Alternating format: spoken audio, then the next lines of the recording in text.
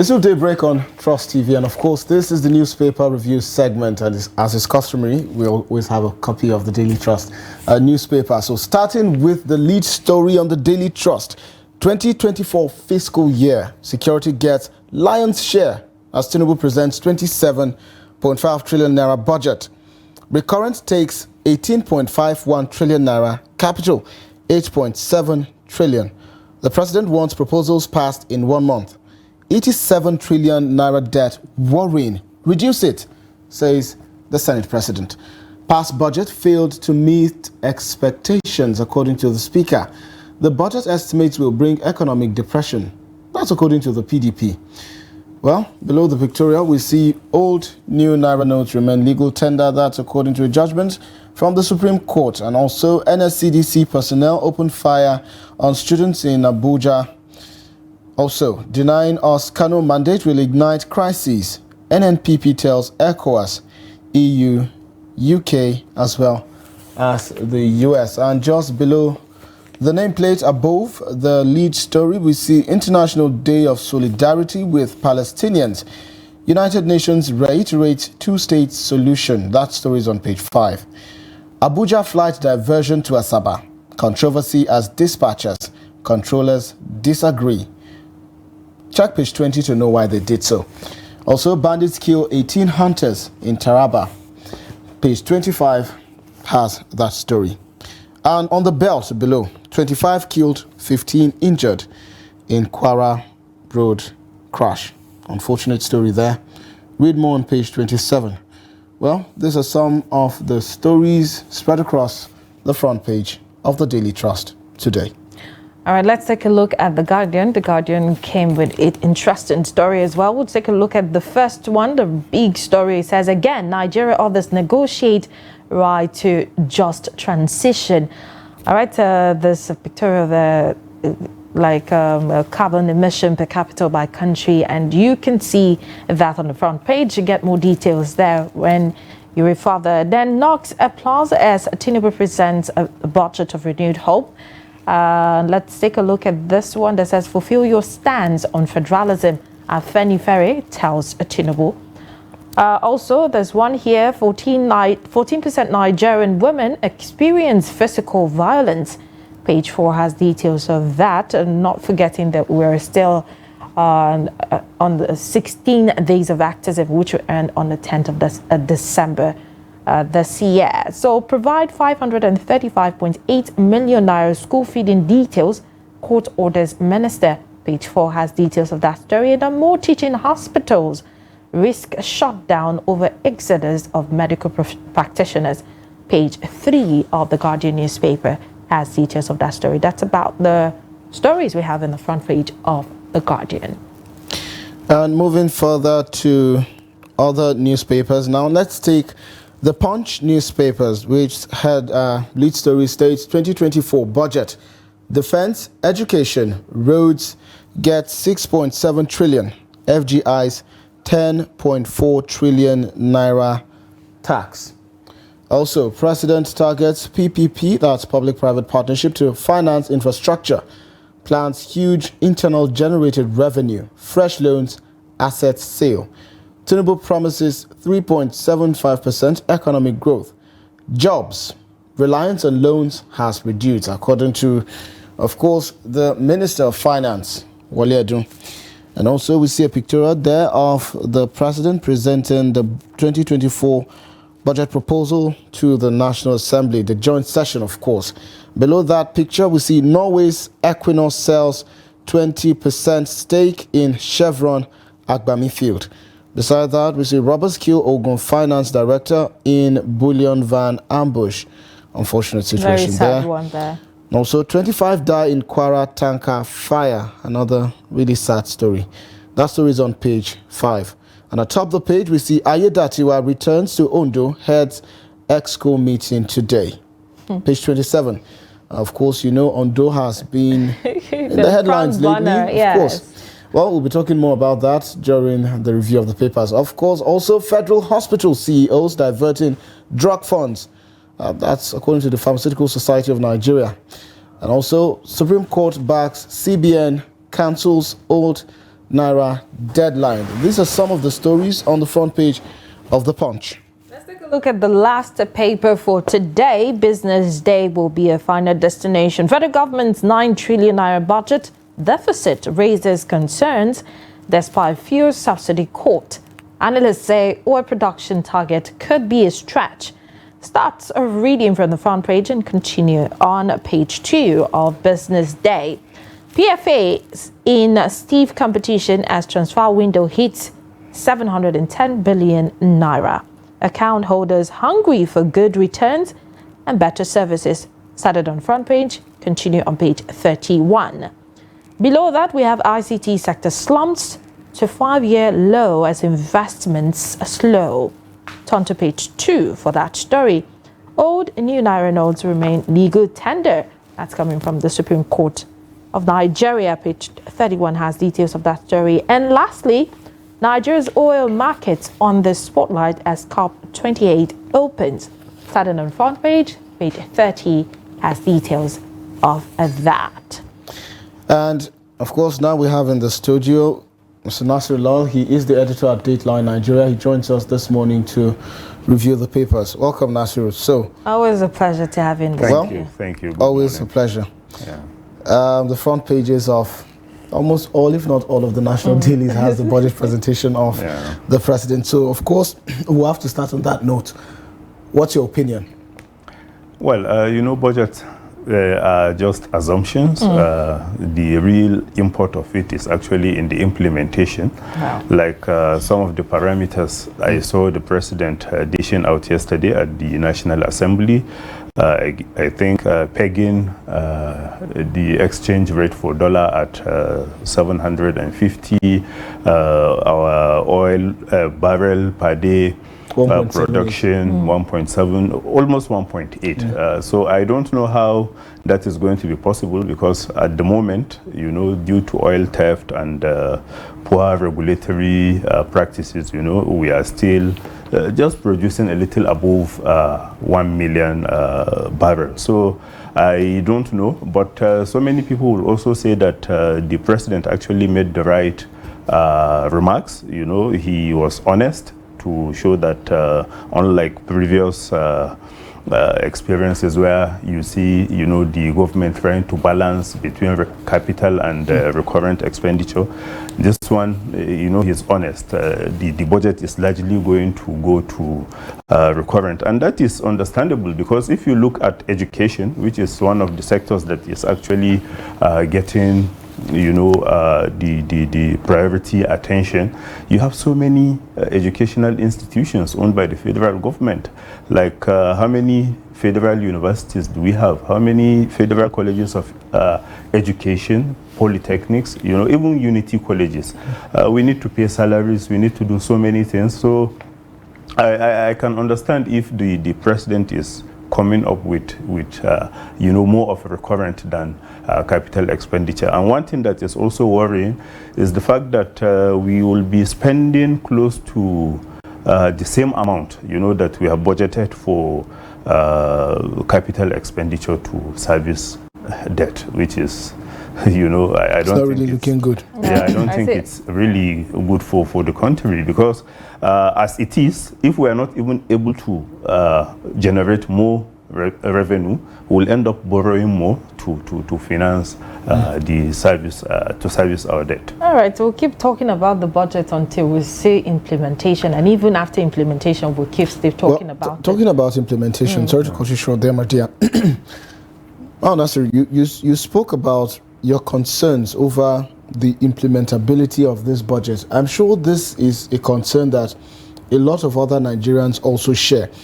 So, lofty goals, lofty promises. The dollar is at 1,100 upwards, and the president pegged, or this administration pegged, that budget at a dollar rate of around 750. Yes. So what do you think is the best case scenario? You've spoken about us not even producing, meeting up with our oil capabilities at barely 1 million. There's also the issue of oil theft. Yeah. There's also the issue of insecurity. Just on the Daily Trust here, we're seeing bandits kill 18 hunters in Taraba. What do you think will be the best case scenario for Nigerians who are going to be impacted? Because unfortunately, these Nigerians, the larger majority of 100% of Nigerians are going to be feeling the impact of this budget and are going to be feeling the impact if it is bad. Which also means that at the end of the day, their actions does not impact the economy as much as the actions of this other 10% or 1% or whatever they call it. So what do you think is the best case scenario for Nigerians at the end of the day? Well, I am happy, the speaker also was bold yesterday to tell the president that in the past, most of the budgets were not, implemented the way they were supposed to be implemented. And the 2024 budget shouldn't be treated the same way like we did with previous ones. But, like you said, most of the people that will be benefiting from this actually people that are in government or are very close to the government. Some of the parameters like the president dished out, it will help investors, it will help so many people, to be able to plan what you intend to do for the whole year. Because a budget, even though they are just assumptions, like I said earlier, they can also help you to do so many things. But if we are not able to do the basics, like ending insecurity, like reducing poverty, all these talks that we are, it will come to nothing. Because how do you even ensure that the economic environment, is conducive for all the investment you are talking about if you cannot stop insecurity, if the people cannot go to the farm, which is, one of the major preoccupations of Nigerians. So unless we are able to do certain things which are outside the budget, like ending insecurity, reducing poverty and related issues, honestly, we'll just be talking about, budget, which has become just mere rituals. All right, let's move away from the budget now. Let's take a look at what's happening in Ondo State. There's been a lot of back and forth, leadership tussle. We'll see that play out in few states and even, the nation front before. And, it seems Aiyedatiwa is not giving up or resting his oars anytime soon. What can you make of this, event? Well, sadly, we are not learning any lessons, because if you remember what happened during the time of Eradua, even what led to the proclamation of the doctrine of necessity, and the law that, came after that, we're still not respecting the law, because the law should be clear. When I read in the news that the president had intervened or was trying to intervene, was that intervention enough? Well, I said it's not even necessary, because we have the law. If this man cannot discharge his duties, then he should give way for the deputy. That's why we have the deputy governor. I know so many people will say the deputy is mere spare tire, or what do they even call them? But now that there is an opportunity for him to lead, they should allow him to lead. I don't like the scenario that is being, painted from the State Assembly today, and then from the party, and then from people close to the governor. They are all not ready to work with the law. And that's what I think even the president, if he has to intervene, that's what he should be particular about. Respect the law. If somebody cannot be, discharge his duties as the elected governor, why shouldn't we have an acting governor? In fact, if we even need to have like a substantive governor in place, I think we should go ahead to do that. Because right now, it's possible the ailing governor is not even in a position to do so many things, like come out to say, do this, don't do this, and then we are now relying on people close to him. And because, most of the people in the assembly, are occupying their positions because of his maybe influence. So, of course, they will try as much as they can to be able to protect what they think is the interest of the governor. But like I said, I think the best way to handle this matter is to allow the law to take its course. Yeah, the law is clear. You actually pointed that out, that, but It seems that implementation seems to be the problem every time, every sphere, every sector, every place in Nigeria, and that shouldn't be. So what's the best approach to this? You know, you did talk about the president intervening and it shouldn't be necessary. So what kind of people should be speaking to this? Because we know how this can be devastating. This is eating deep and affecting the people of Ondo State. Certainly. You know, like I said earlier, we are not learning any lessons.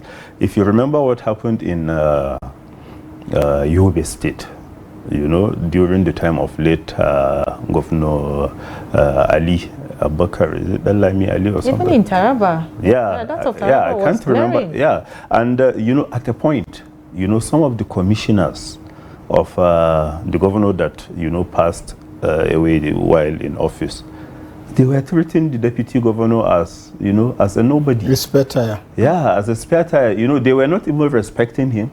But before you know it, he became the governor. And everything started changing. And the same thing is likely to happen in Ondo. I don't know why we are taking this, like the members of the State Assembly, I don't know why they are taking this particular position. I think they should, because they, right now, as far as I can see, they are the ones stopping the deputy governor from assuming office, you know, to discharge the functions of the governor, since the governor is not, you know, like available. That's really sad. You know, that's to go further to show how power is very important to some set of people. Well, Nasir, there's this, you know, should I call it term, that has filtered into the atmosphere very, very recently. And I'm talking about recapitalization of Nigerian banks to meet with contemporary needs. What do you have to say about that? The request by the NDIC and CBN pushing for bigger banks in order to achieve that $1 trillion GDP economy that the president has been so clamoring and talking about. Yeah, honestly, I don't know how that will affect the economy. As far as I can see, all the microfinance banks that are coming up now, you know, they are online. You have so many of them. I don't want to start mentioning names because they are the ones that are now close to the people. If you create mega banks, does that mean we don't need all the smaller ones to be able to maintain some economic level of economic activity at, you know, especially the rural level? Because right now, some of the banks that we're even talking about, they don't even have presence in most of the local governments in Nigeria. And if you don't have that, then what are you talking about mega banks, when in reality, even the number of Nigerians that have bank accounts is still very low? So rather than that, I think maybe what we should be doing is to encourage people, you know, to go into the banking industry, you know, whether it's to open accounts, whether it's to invest their money, because we still have so many people that will rather keep their money at home, you know, and so that whenever they need them, and especially after the Naira scarcity. Yeah, so you understand all that, because somehow it has to do with some shady dealings on the part of some of the people that are actually avoiding the banking sector. Because if you deposit a certain amount of money, you know, your details will be out there, EFCC will have access to it, and that's what they are trying to avoid.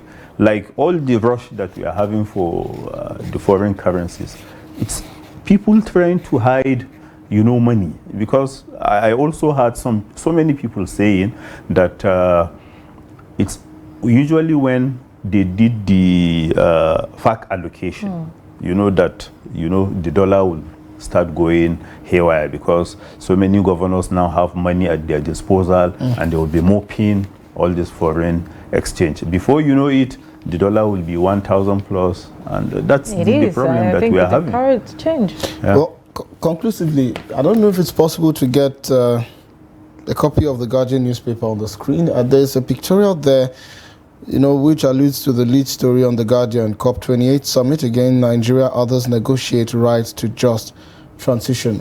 And that's what I was speaking to an acquaintance of mine who works in the civil society. He, of course, first of all, the president jetted out to Dubai yesterday in order to attend the United Nations Climate Change Conference, which starts in December. Now, he was telling me that Nigeria is a signatory to so many treaties, agreements, and the likes internationally. Yeah.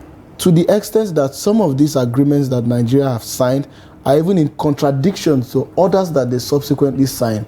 But Nigeria keeps signing these agreements and treaties and memoranda of understanding and the likes of that without really committing to, even implementing some of these treaties and agreements that they have signed. So do you think that it is going to be business as usual? And how do you think Nigeria can actually key into this global clamor for a sustainable and renewable future? Well, luckily for us, even though the world is trying to move away from fossil fuel, other natural hydrocarbons like gas, Nigeria, because what the experts are actually telling us, Nigeria is more of a gas country than even petroleum. And, petroleum somehow, the reserve that we have, keeps going down, even though so many people are benefiting rather than the common man or the government even. But like the story said, I think so many countries, especially oil-producing countries, are trying to say that, okay, look, even though you are moving away from oil, we should be allowed time so that we can also transition to all these greener, solar and what have you, so that we don't end up losing our economy, because right now so many economies are dependent on the oil economy. But maybe one thing we should also try to do, like I read a story yesterday about the United Arab Emirates actually trying to even discard the dollar in its transaction, oil transactions. And they can do that because they are among the latest entrants into the BRICS countries. So if you have countries that can support you, you can be able to do that. Maybe Nigeria should also start looking in that direction, so that we don't allow just one currency to be dictating okay. the terms for us. Making things difficult. Well,